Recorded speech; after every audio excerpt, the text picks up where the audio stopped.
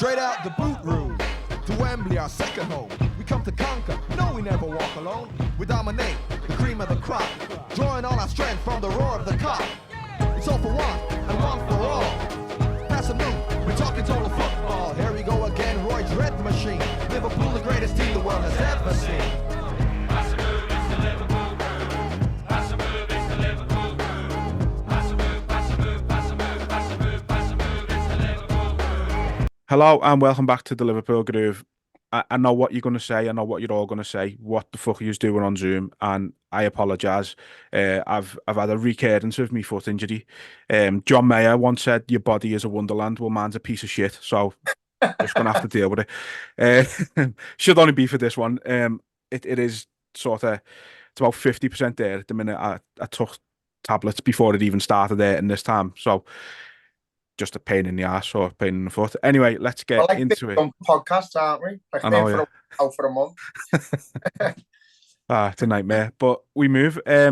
So let's get into it. Last night, Sheffield United. Very, very weird game for me. I don't think we played bad in any part of the game. I just don't think we respected them enough, and we thought we'd stroll it, and we didn't, and it bit us in the arse briefly, and then we turned it on and made sure we got the game won. But it was a funny one.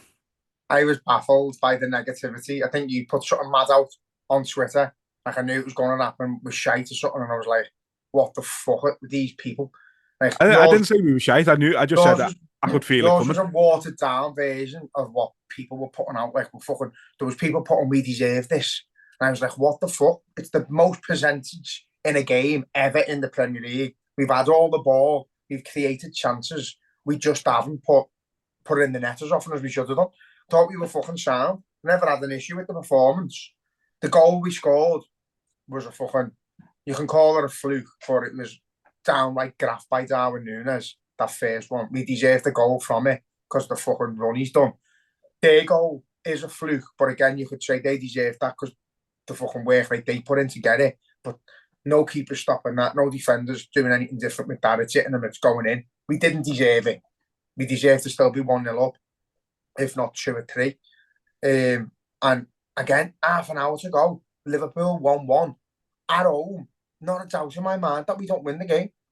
And my fire stick cut out. I obviously never went the game last night. My fire stick cut out, so I was raging over that. So I'm on Twitter putting Liverpool stream in, which is a phenomenon, by the way. I don't know how, but I watched nearly the full match on Twitter on my iPad, like nearly full screen, brilliant. And I was just seeing these posts. Every time that I'd go off for like a second, I'd go back off and I'd see these negative posts, and I wanted to reply to every one of them.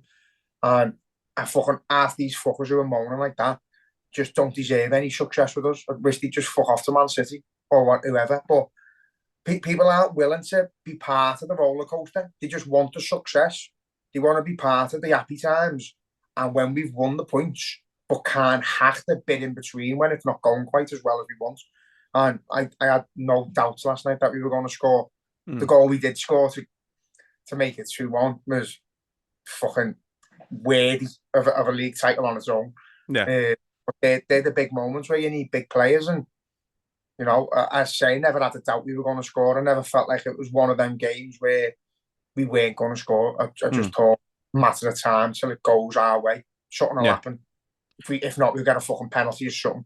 Something will happen in our way. We're going to win this game, and we did. Yeah. No, as I say, I mean, I don't think for any part of the game we were bad. I think they caught us early, didn't they? With that one chance Kelleher had to save after like 28 seconds or whatever it was. Oh, you know what? The way people are going on, like Kelleher has kept us in the game there. That's a half chance. That's not. He's on a tight angle. Yeah. Far out, and he's hit it. Good save by the keeper, but that's a half chance. Don't get me wrong. They got through a few times, which is always going to happen when you're playing a team who's in a title race, who have to go and win the game.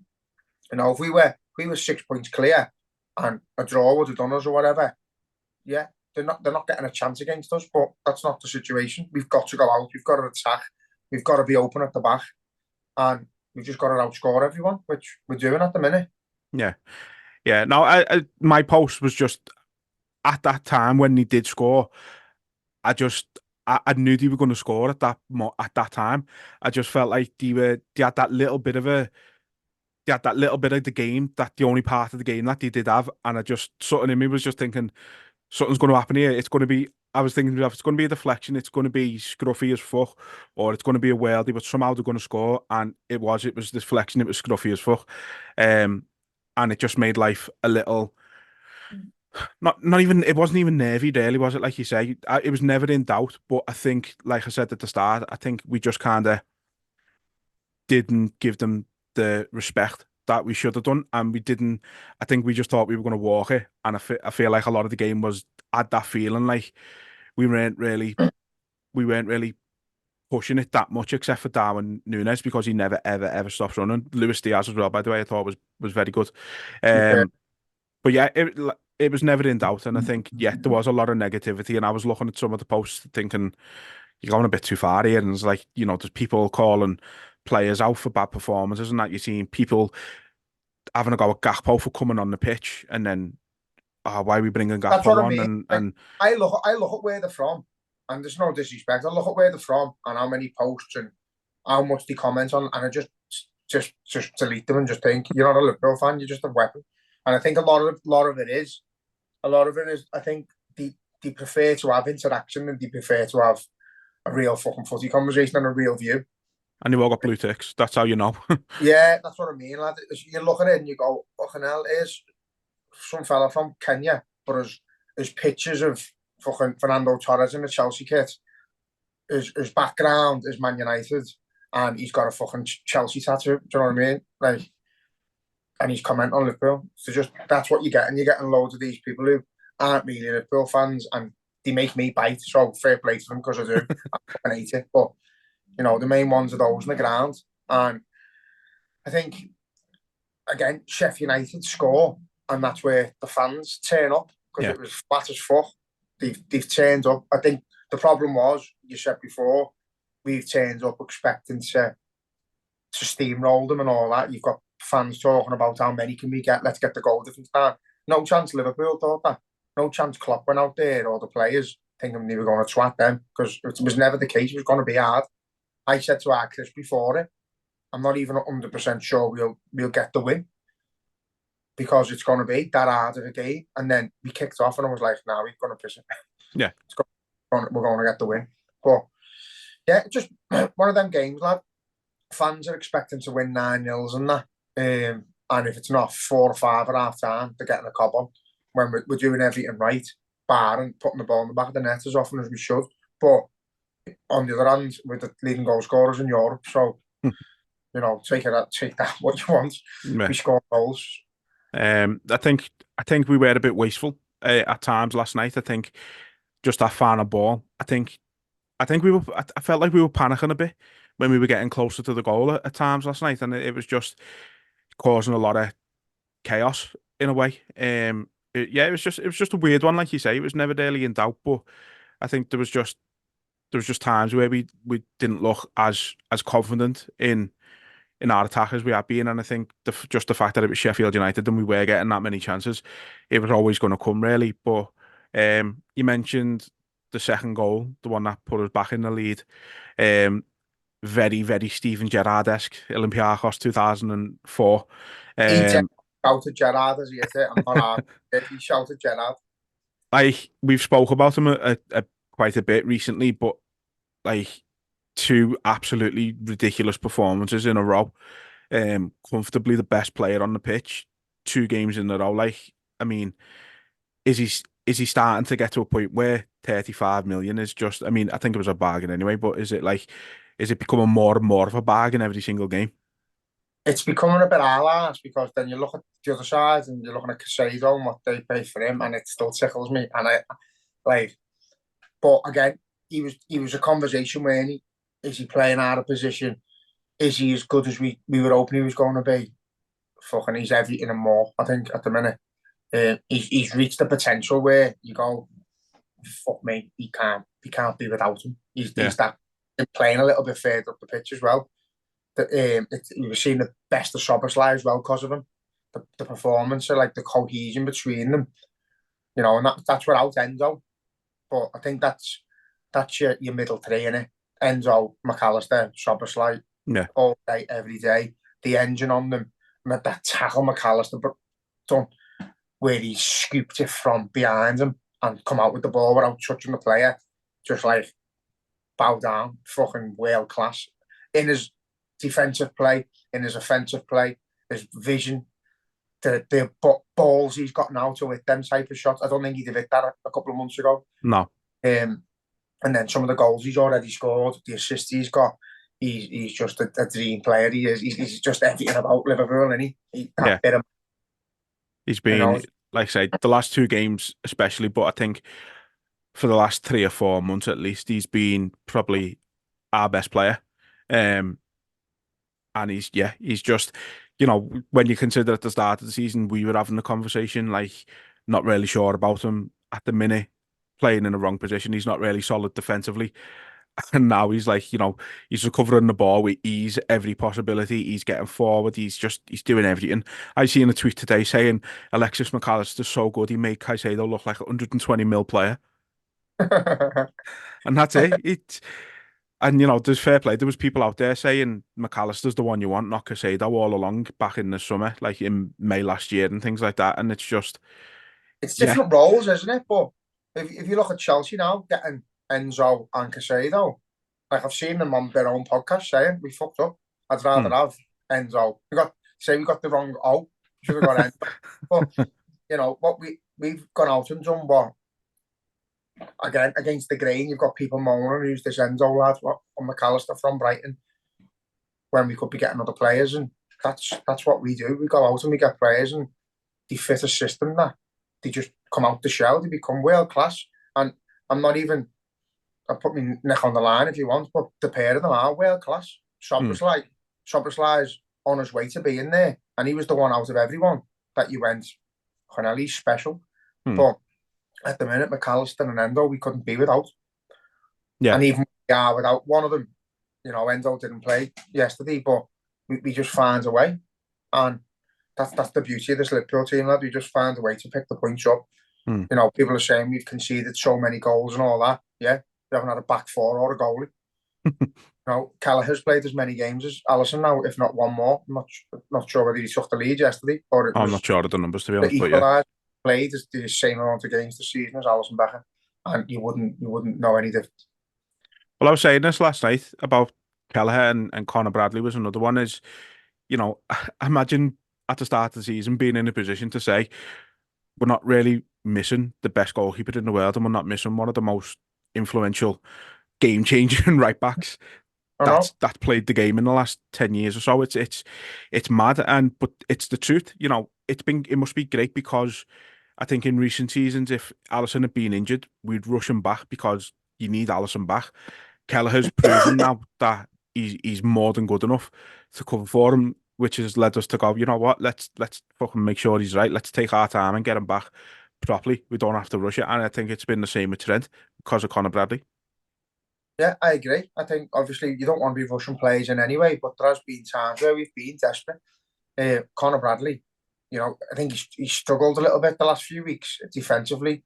I think he's become a bit of a target because he's doing the same as Trent. He's going up. He's aiming his game to be on going forward and producing at the other end of the park. And if you haven't got someone to cover that, it becomes a target. But again, offensively, he's just magnificent. Just a pleasure to have them. And then you're without Andy Robbo, you've got a centre half covering right back and left back for you. And you know, it doesn't look any more disjointed than anything. Like, it doesn't look disjointed. You wouldn't think that we're in our first 11. Yeah, it's mad, isn't it? That's what's bizarre. And I don't know whether there is just a magic in the air because Klopp's leaving or whatever. But you know, you've got these players. I think they're all giving an extra %. They're all working harder. They're all trying more. And what you're saying yesterday, we looked a bit panicky and a little bit desperate at times. I think they are. I think they just want to win for him. And you know, we're all the same, but the way we react to how they react is different. If we miss a shot, we're sighing, and you can hear that on the crowd. Like, you can feel the negativity a little bit and the stress levels going up and people panic stations. But we're half an hour. If they'd have scored in the fucking 90th minute, yeah, I get it. But we're 20 minutes, half an hour to go. Like, just got to believe. I think the players, but we've got to as well. Oh, the quality we've got in our squad, lad. We've got players coming back. Apparently, Trent and Jota are back in training. Robbo's back. Don't know how far Alisson is away. But again, I think I said it a long time ago. Does Trent just walk back in? I don't know. Does Alisson just walk back in when he's back? I don't know. Does Jota just walk back in? I don't know. Diaz has been phenomenal. I said to you a couple of weeks ago, his end product's not fucking fantastic. He beats a man, then he goes back to beat him again. Just go direct. He started doing that. He started being creative. Nunes was Nunes. And, you know, I think it's just a boss headache to have. Yeah. Well, I was just about to bring up about, you know, the players coming back last night. You had Gravenberch and Jones both starting. You had Robbo on the bench. You've got, you know, Harvey Elliott there. Jayden Dance, who's, you know, been important in recent weeks. He was back on the bench as well. So it's nice. And, you know, if it's true, Trent and Robertson are back. I think even Joe Matip was seen like back jogging and that the other day. So, you know, might even get a cameo from him at the end of the season. I think the only one we're not going to see is Thiago, who's just disappeared completely now by the sounds of it. Yeah, I think Klopp said Matip, the season's not long enough for him to get back. But yeah, you know, fucking hell, give him a new contract. If we're 4-0 up at Wolves, throw him on his crutches for 30 seconds so he's on the pitch when the whistle goes. That's all I'm saying. Because I think he deserves it. He's been a massive part of our success. And even the downfalls we've had, he's been one of the players who's picked the dressing room up. And he does little things that pick us up when we're fucking, you know, we could have just lost the game, which is quite there for us. And then you see pictures of him flicking people and that, and he just picks us up as a fan base. Seems a top fella, so it'd be an absolute fucking ass catastrophe if we just let him go because of an injury. I think he'd give him a year and let him have another go. Even if, as a squad player, as mad as not a comparison, but like we did with Marcus Babbel. You know, he had an illness, he was out, never seen his best days with us, but out of respect for what he's give us, give him a year, and then he can leave us on a free and earn loads of money. Yeah. No, I think it'd be nice, and I mean, you know, like even if he's third or fourth choice, I mean, just having someone like that as your fourth choice centre back would be just brilliant anyway. Like just for how good he is. You know, if we only have to use him a few times throughout the season, then so be it. But yeah, I think just it's the least we can. I think it's the least he deserves. You know, just another year, like you say. Even if it's just to continue aiding his recovery, you know what I mean? Even if it's for nothing else but that. Yeah, I'd love to see him back in a Liverpool shirt, in all honesty. Whether it'll happen or not, we'll have to wait and see. But well, to be honest, lad, I think obviously I know there's no fucking sentiment in footy. What's he in his 30s now, isn't he? But you've got to take into consideration that, you know, fucking hell, you've paid him for a year when he hasn't been able to play. Get your money's worth out of him. Give him a year on a bit less money, fucking whatever, and play him in the cups and that. And just imagine if he had a disaster where you had like Quansah and Canate out, or Van Dijk took off, and you could play him. You're happy, aren't you? Yeah, absolutely. So yeah, it's going to be a mad end to the season, isn't it? Obviously, just it doesn't feel real, like all of it. Like how's this? No, how's this team in a title race for one? Where did we finish last year, lad? Fifth finish last year. No Champions League. Got rid of our whole midfield. Yeah, we've overhauled the whole team. You know, fucking out. I don't know. It's just credit to everyone in the staff and, you know, all the players that have come in have just clicked. And obviously, I don't want to talk about Jurgen, but it doesn't.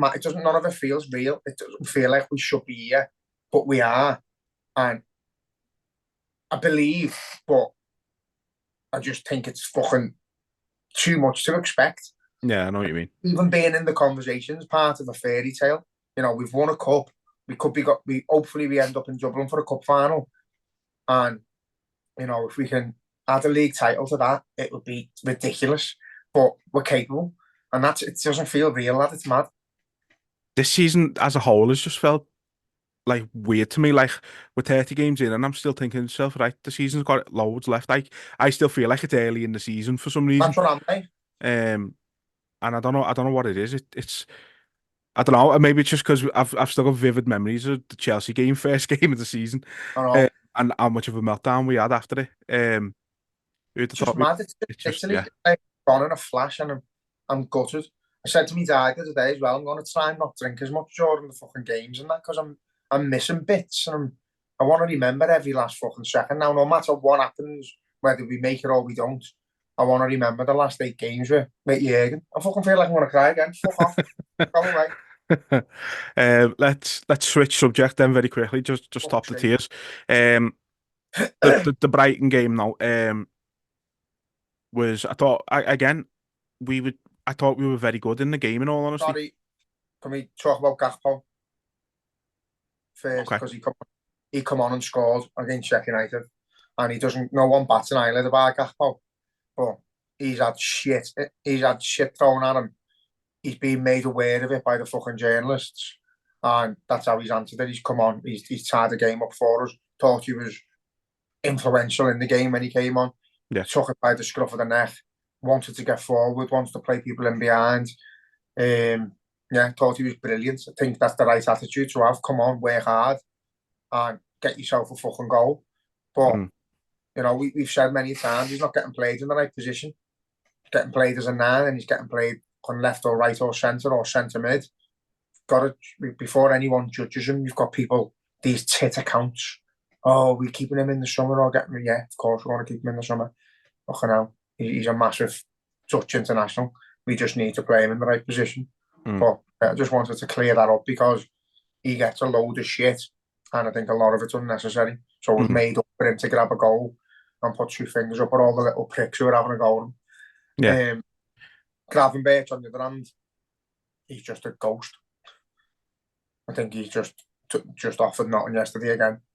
I think this 14% possession they had was all through Gravenberch giving the ball away. But I won't knock him because he cracked on. He tried. He kept trying to get on the ball. What I hate is when a player's having a bad game and they go into hide and they don't want the ball. He kept trying to get on it, kept trying to make things happen.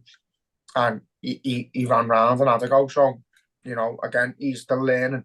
You've just got to have a bit of patience with him. Like we've laughed before, haven't we, saying he's only like 20.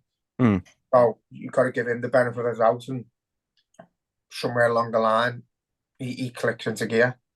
Yeah, I didn't think Gravenberch was too bad, to be honest. I think at the minute, I think he's in that zone where he's a kind of a constant 6 out of 10 every week. He's not really doing much wrong, but he's not affecting the game too much. He's kind of just keeping it ticking over a little bit.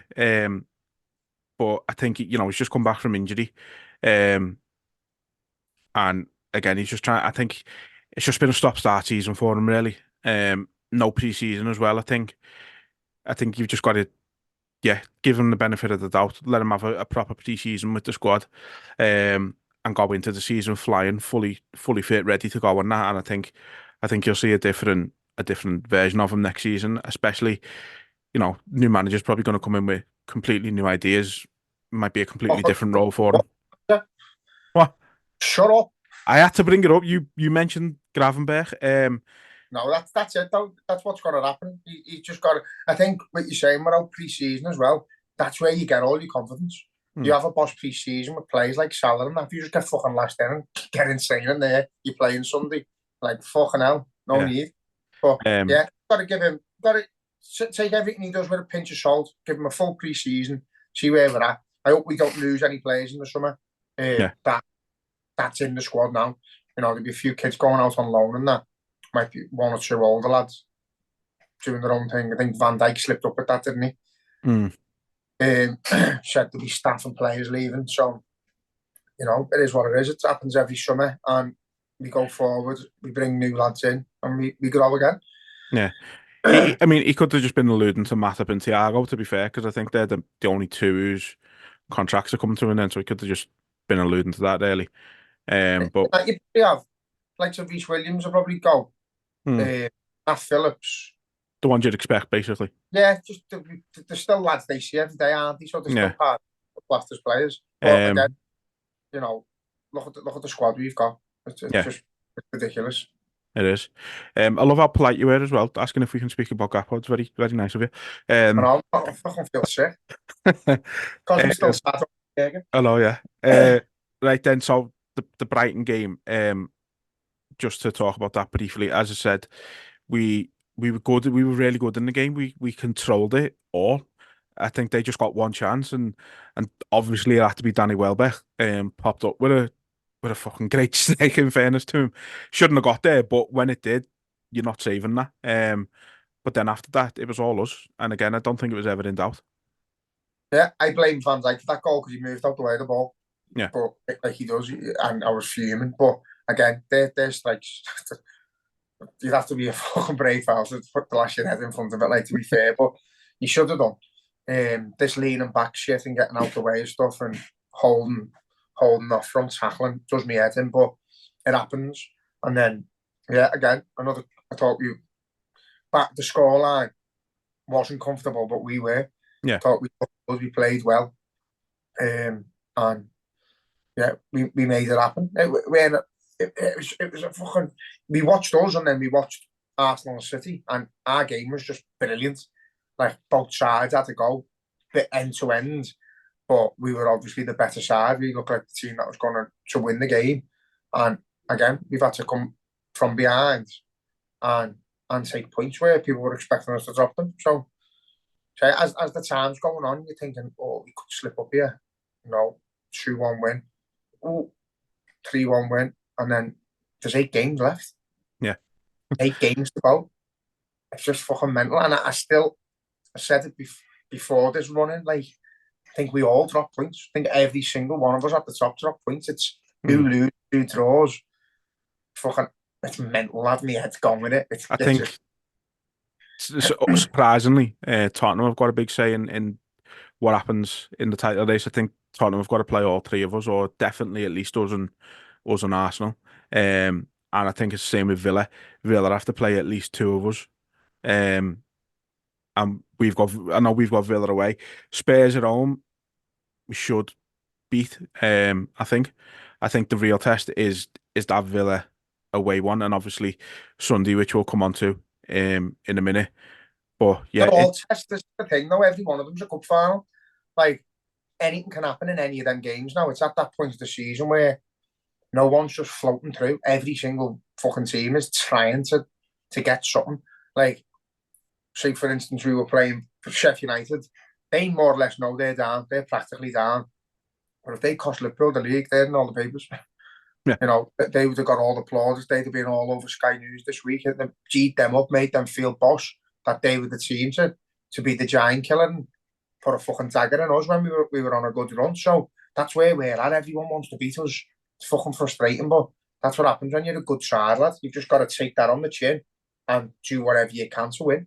And I'm looking at it, and realistically, we shouldn't win 8 out of 8.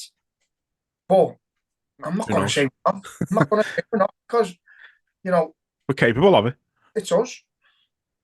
We're capable of it. It's whether it does happen. But it's mad. The one thing I do want to just come back to on last night's game, sorry, is a couple of moments which have obviously got the internet talking, as it does. Van Dijk with that, I don't even know who it was, in the box where he's pushed them off, and obviously everyone's gone, he's choked them, and he could have died, and that was an attempted murder. What was your view on that? Anything? Yeah, penalty. Penalty. No, lad, it's a tussle. It's a fucking tussle, and he's got his hands on him. I think Van Dijk's gone a little bit too far and going all big dunk on him and fucking strangling him, but it looks a million times worse in slow motion. In real time, he does that and pushes him down. That's it. In the fucking slow time, the WWE signs there. He's got a fucking black hat on and eyeliner, and he's giving it all that. So, not onto it, lad. It's a tussle in the box, and that's how footy should be anyway. So yeah. The other one, which obviously isn't getting brought up as much because it was against the Liverpool player, the tussle where I think it's Sule and and Kanate in the box. Or where he looked like he'd snapped his leg. Yeah. That was heavy. That I do think it's an accident. Like I do think it's an accident. I think he's sort of like fucking gone in for the ball and slipped and he scissored him, man. Yeah, I don't know if he's tried to. Yeah, he scissored. It looks like he like scissored Jordan Pickford's on Van Dijk. Yeah, but I don't know if he's but like. It's not with force or intent. It's like a slip. See, to me, it's like Kanate's pushed him off a bit because it's in the box. He's tried to go down to get something, but he inadvertently fucking took him out at the same time because he's trying to fucking buy a penalty, basically. But that's what, I don't think there's any intent or any force in it. I think that's his leg. I thought his ligaments had gone. Yeah, I thought he was done. Oh, mate. And then he come back on. I was like, ah! Waiting for him to get stretched off. And same. All that. Because it looked awful. But fucking hell, he's a machine, isn't he? I know, yeah. You know what I said during the season? That he reminds me of Sacco and that he's like a fucking raging bull at times. And the last few months, he's been fucking unbelievable. Like, he's been spot on. So, take it back, can't I, lad? Fair play. Yes, we've changed his mad. Off the Reds. Anyway, you need to do though, because do you know what? There's people who fucking die on the hill that he's shit, or will say, "Oh, he's had a bad game." You were the same with Wijnaldum. It took you a while to change your mind on him. It took me. I never said he was shit. I just didn't. I know. I'm just saying. You never used to say. Yeah, you always used to say you weren't sure what he offered. What he done until he left. Yeah. No. I know you never said he was shit, but. You just always said you didn't really understand what he brought to the team. Get him, but again, the difference when you go the match and when you don't is what you see off the ball at the ground. You don't see on the telly. Yeah. So a lot of that was through that as well. So yeah, I think Ronaldo, we've missed him up until this season. There we have.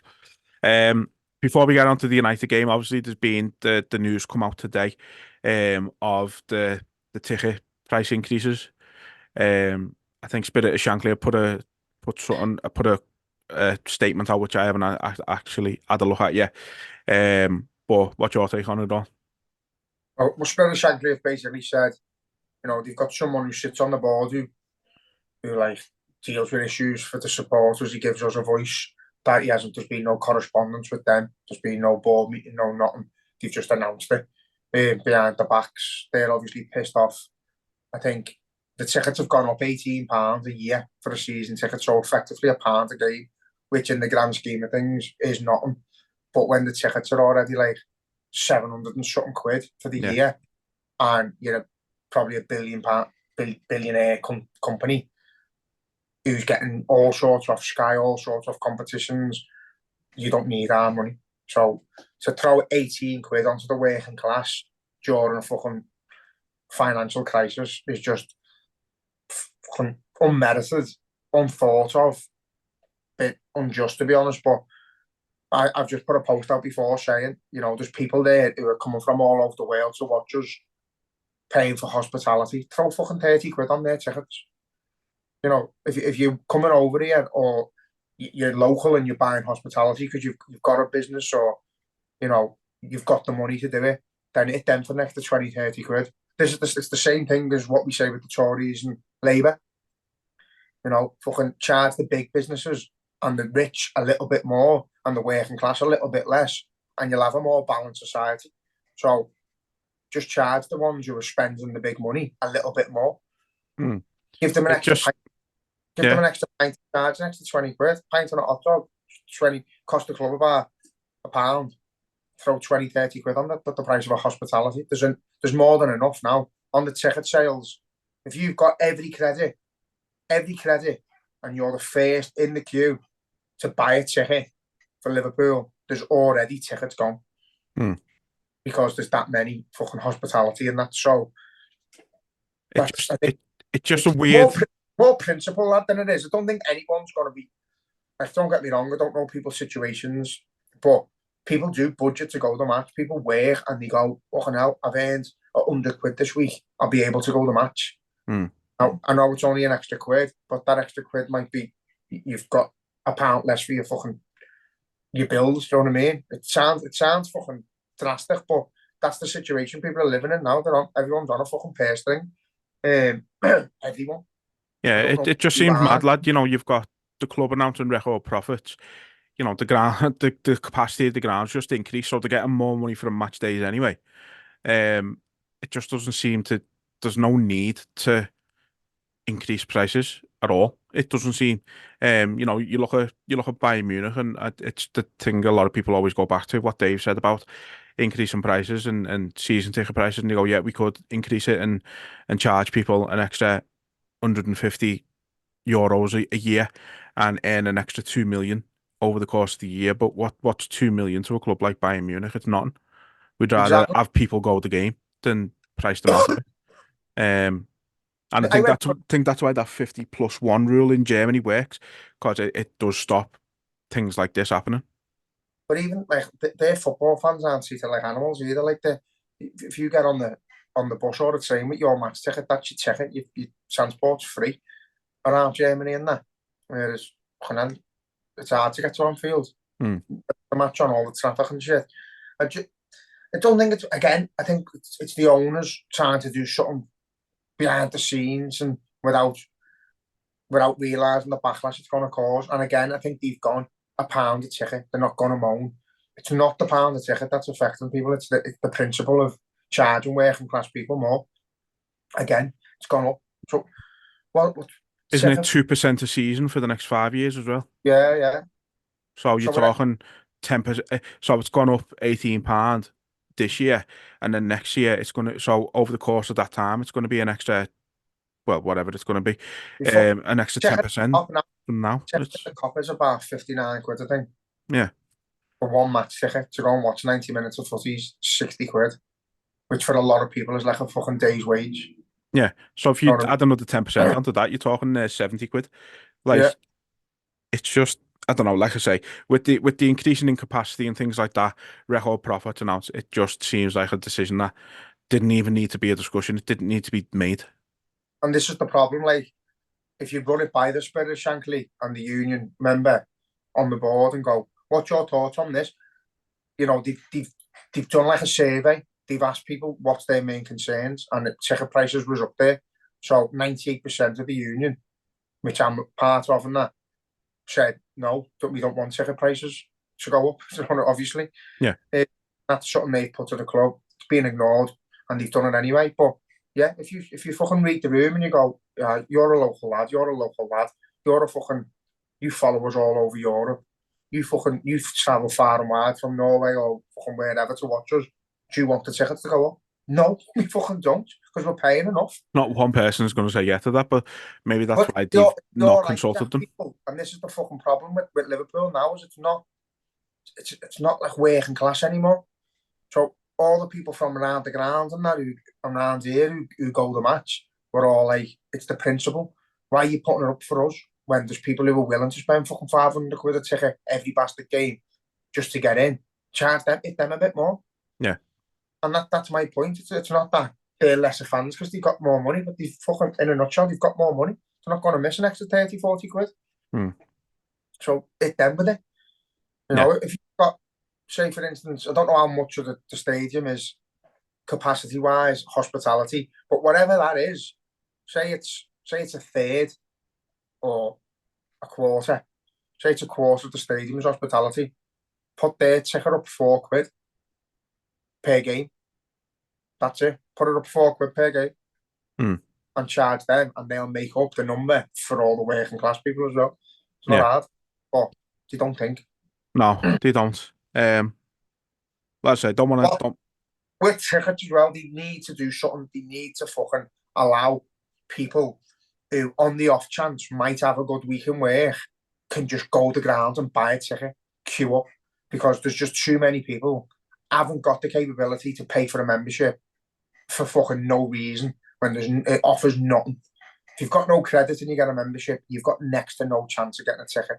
It's fucking shit. You can't get your mates to send you a proper ticket going forward.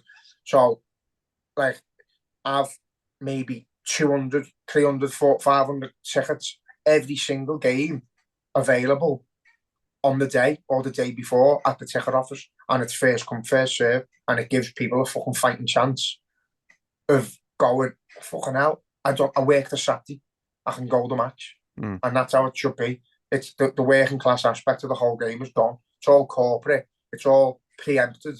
Like you can go and buy fucking 10 tickets in July, and then nine tickets in November.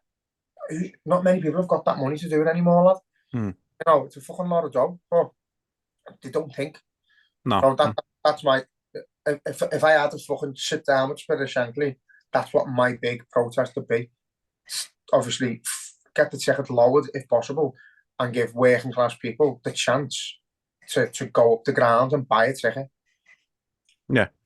No, I think that'd definitely be, I think, a great solution to some of the problems that you've got in the ground sometimes. But like you said, it hasn't been that way for God knows how long. I can't remember the last time I went to ground and bought a ticket just from the ground. Like mine was Marseille.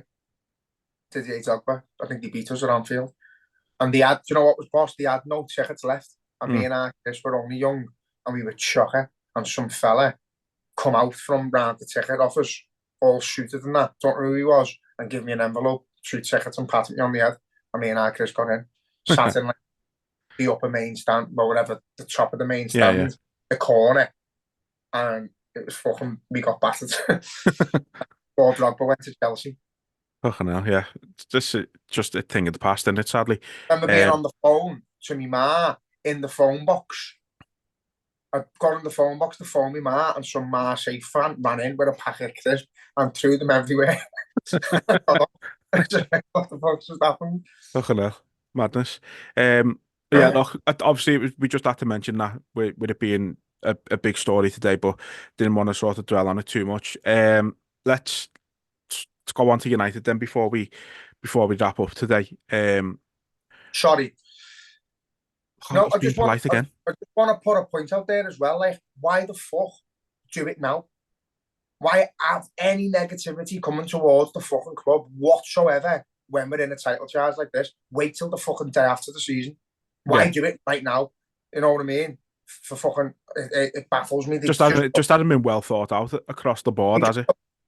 They just don't think, and this is why, you have these people. You're falling.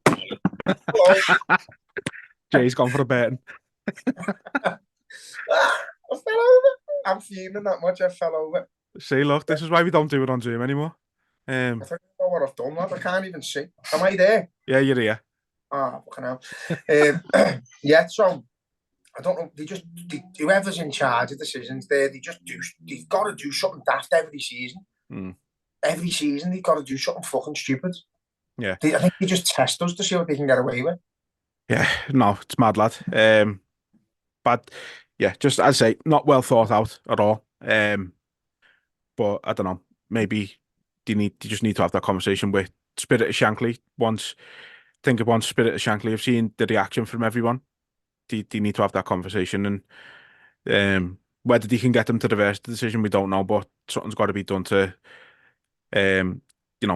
like you said, it's just going to put a negative spin on things when we don't need it at this stage of the season.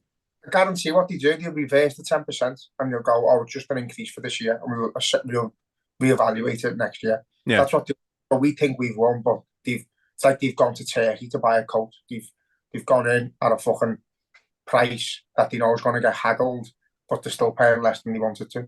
Yeah. So that's just how business works, unfortunately. But again, it was not hard to sit down the table and go, put £4 on the hospital. Sort of. Yeah. Yeah, so United at the weekend. Only message. Fuck off. If that FA Cup game never happened, I'd be very, very excited and up for this game. But I think they've shown that they're capable of scoring goals past us. I don't think they had too many chances in that game, but they took the chances. And we've got to be very wary of it. They've obviously just lost last night. Somehow, I don't know how they managed to lose that game, but they did. To be 3-2 up in the 99th minute and lose it by the 101st minute, it's from going. That's incredible. But so they're going to want to put that right. Obviously, their tails are going to be up from the FA Cup game. It's going to be tough. It's like I say, I think this with the Villa game is the hardest test we've got left. Fucking, I'm not even commenting on that. I think they're all hard tests. Like even Everton, I think it's going to be Everton's last derby at that shithole, isn't it? So yeah, I think they're all tests. Every single, I said before, every single team's going to want to beat us. For some reason, every single team's got a rivalry with us. Some of them we don't know about. Yeah. Aston Villa just fucking hated Steven Gerrard and used to sing mad songs at us for absolutely no reason whatsoever.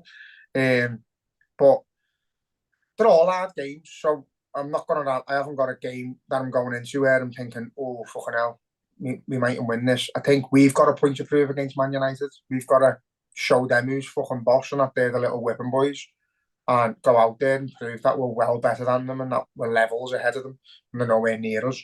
But again, it's going to be hard. We are vulnerable at the back at times because we're dead set on getting forward.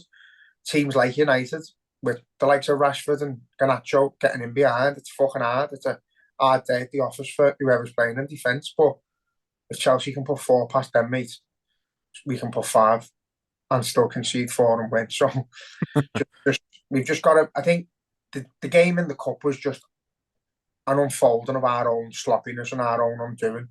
I think players were fucking shattered and he's had to make substitutions to save them. I don't think there'll be none of that. I think we'll go out to win. I think we'll try and upset them early, shut the crowd up and see how it goes. But again, I've said I think there'll be points drop. So if we were to lose a game in the next fucking 3-4 weeks, I'd still fully expect them to do the same, Arsenal and City. So unless we lose the last game of the season, I still think no matter what happens, we've got every fucking chance. Yeah.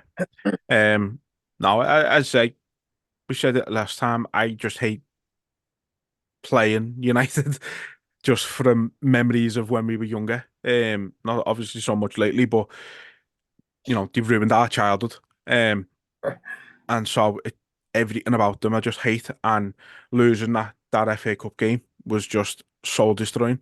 And it'd be even worse in the league. So but obviously we've absolutely got the capability of going there and putting 4 or 5 past them. They're not a good team. Like they've shown it time and time again this season. Brentford put 4 past them. I don't know if that was this season or last, but it happened. Chelsea just put 4 past them last night, and Chelsea aren't a good team. They've just got Cole. No, they're really not. They've got Cole Palmer who's just coming in clutch for them. Fair play. You need a player like that, especially when you're struggling like Chelsea are for where they should be, for the money they've spent on that. So he's absolutely doing the bits for them, but it's just tough. But I think we're gonna be a stronger lineup than what we were for the FA Cup game as well. I think obviously we've got some bodies back now, like we've been saying. It should hopefully be a different game than that last time, but I just hope we're not quite as wasteful. Because we know we're going to get a lot of chances. We've just got to put them away. It's more the bench as well, as you've just said, lad. It's having something to fall back on. Hopefully we've got 1 or 2 back. If Arnold's back and Jota's back, I don't think they will be. But if there's a fucking sniff of them, just put them on the bench just to panic them, just to think, fucking hell, we've got to go out. If they come at us, I think we pick them off. I think they'll quite happily sit in for a draw now and we'll get desperate and try and hit us. But yeah, I think we should be too strong for them. We should. It's just individually, as I've said, like on days when we turn up, everyone turns up, no one has a bad game. When we don't, everyone just seems off and it goes to shit. But we haven't had too many of them, so just gotta see how it goes and have the belief that we can go there and dominate the game and nick a few goals.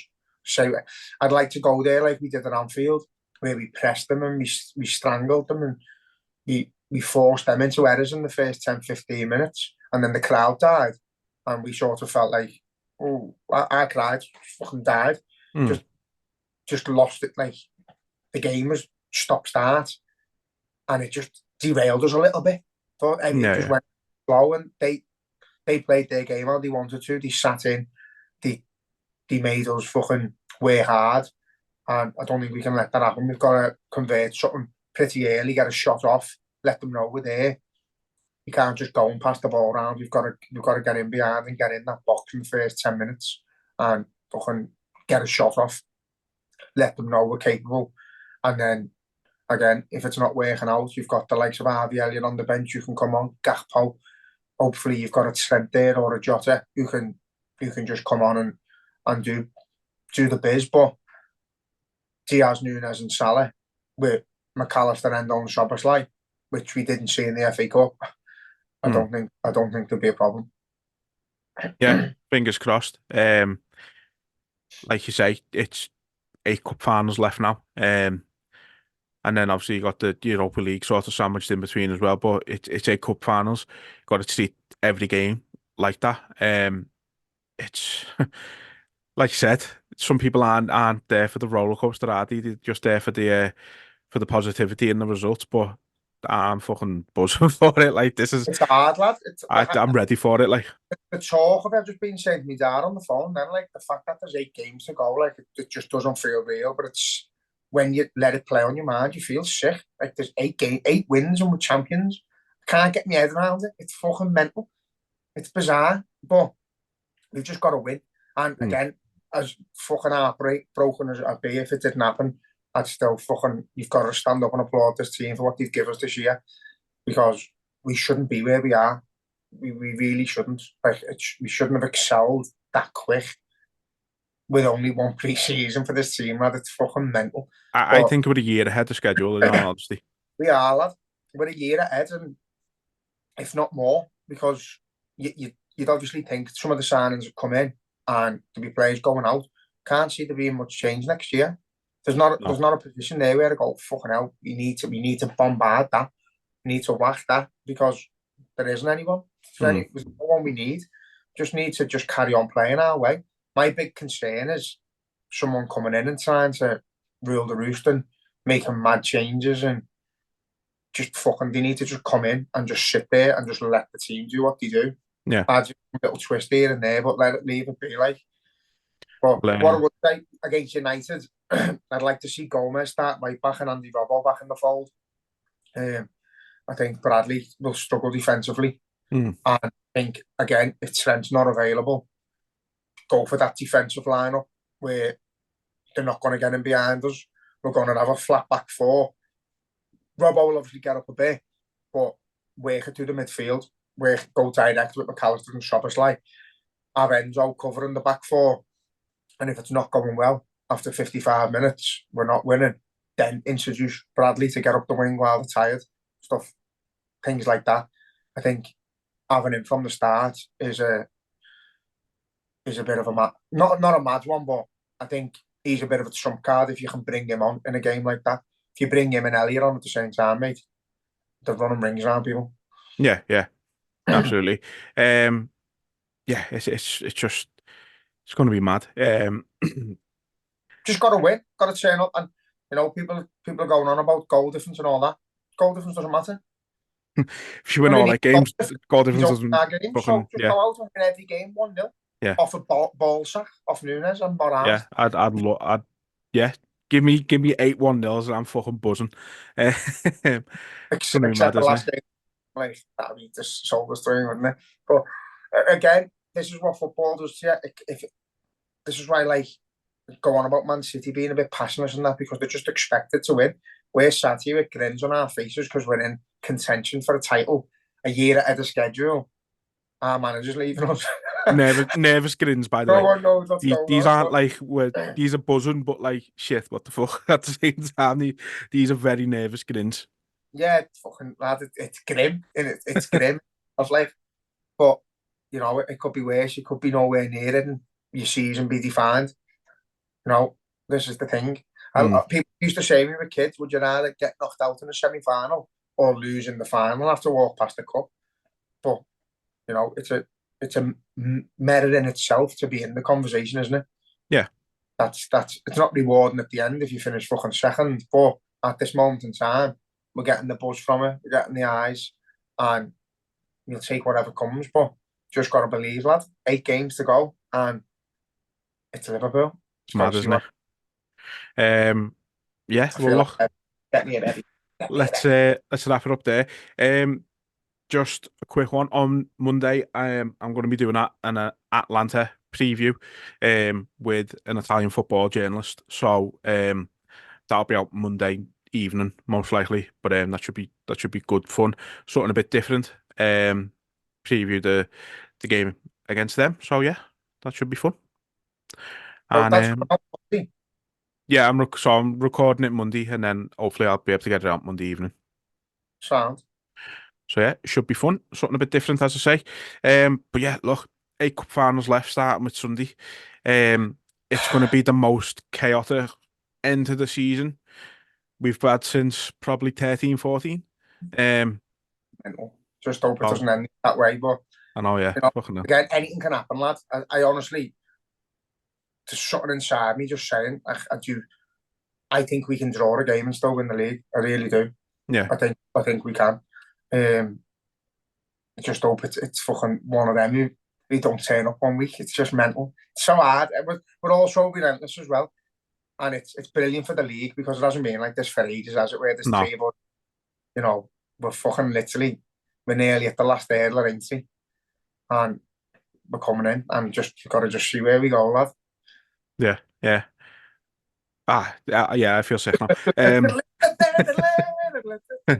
So look, we're gonna wrap it up there. We'll be back next week. Hopefully, should be in person again then, because this has just been weird today. Which is weird in itself because we've only done like 4 in person. This shouldn't feel this weird, but it does. But I yeah, don't know where to look, lad. I look like that fucking bar of Moana. Just like pick an eye. so yeah, hopefully next week we'll be back in person. But until then, 8 cup finals to go. Up the Reds. Up the table, chopping Reds.